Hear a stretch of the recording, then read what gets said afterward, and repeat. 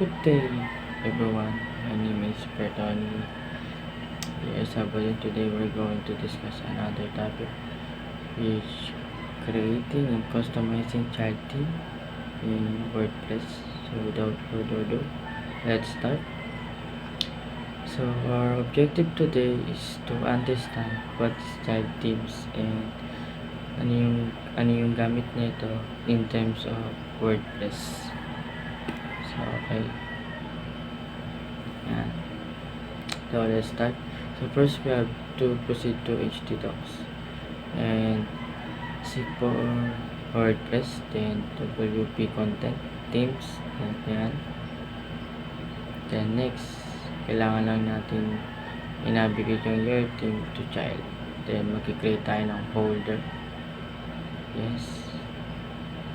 Then as you can see, I'm using a Linux environment or OS.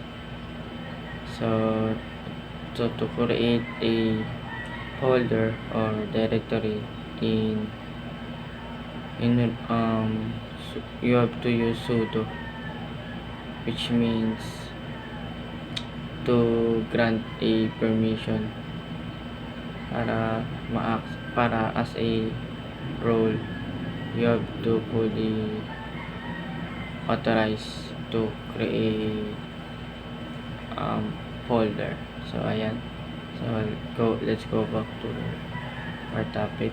So let's change the author into Bertoni Sabado. Then after that, then ayan, as you can see, ayun yung ginawa natin folder. So papalitan daw natin ng file name siya into style.css format. So ayun yung authentication, which is ayun yung nag-restrict bakit hindi pwede mag-create ng folder to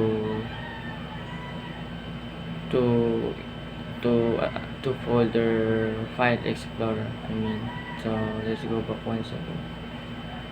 So yan, paste lang natin yung function.php, and once na natin function PHP,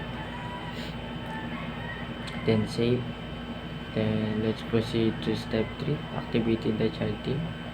So let's proceed to the child theme. So before that, let's have a login first. So ayan pala, nakalagin na tayo. So ayan, your theme child.zip. Ayan yung ginawa natin kanina, sinip lang natin siya. Then after masip, let's try to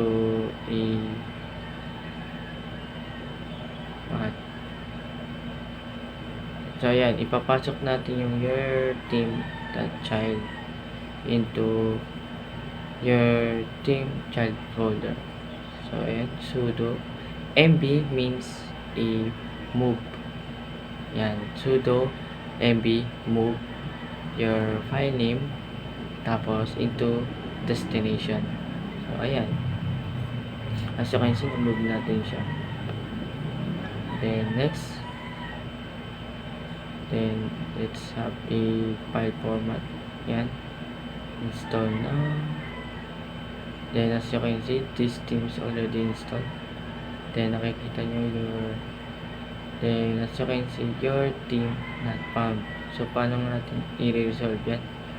So we have to make sure that yung template theme natin is match dun sa folder name.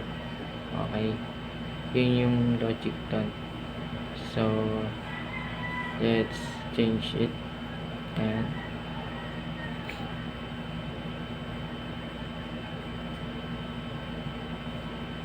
ayan, wait lang natin siya. Then after, then paste, then na-paste na natin, then compress natin siya into zip file. Then once again, sudo move lang. So cd, yan, cd double dash meaning proceed to root. Okay, so sa pinaka main root niya. So pumasok tayo sa CD download. CD meaning change directory.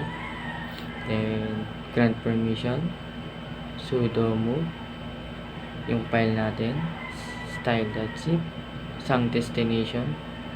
Yan. So dito natin siya ilalagay sa LAMP. Yan. And after that, slash sa loob ng Teams, which is ayan. Then sa loob niyan, then let's try it. So enter. And your team pa pala yung folder, yung folder pa natin. Then after that, let's see kung pumasok sa loob. Then there you have it. So pumasok sa loob, ayan. Then cancel ko pa. Then let's try kung gagana na this time. Yes. And there you have it. The team is installed successfully. Then proceed na tayo sa team. Yan na yung mga team activate natin. Then as you can see, nandyan na yung child natin. Ayan. Then customize lang natin. Ang papalitan natin yung main, yung active template teams natin into our teams. So ayan lang siya. Ayan lang siya simple. So ganun lang po kasimple ang pag po ng child team. So ayan, live preview. So as of now, wala pa siyang design kasi hindi ko pa siya totally na-edit.